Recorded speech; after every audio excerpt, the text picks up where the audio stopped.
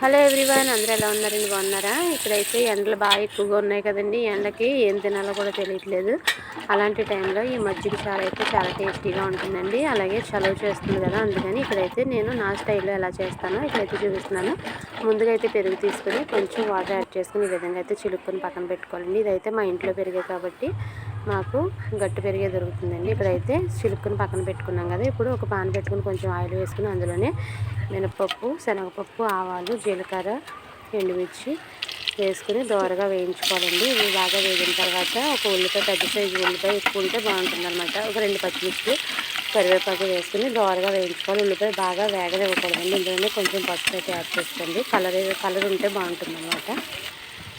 తగినంత టేస్ట్కి తగినంత ఉప్పు అయితే వేసుకుని ఇవన్నీ ఒకసారి బాగా వేయించేసుకొని చిలికిన పెరుగులో అయితే తాలింపు వేసేసుకోవాలన్నమాట.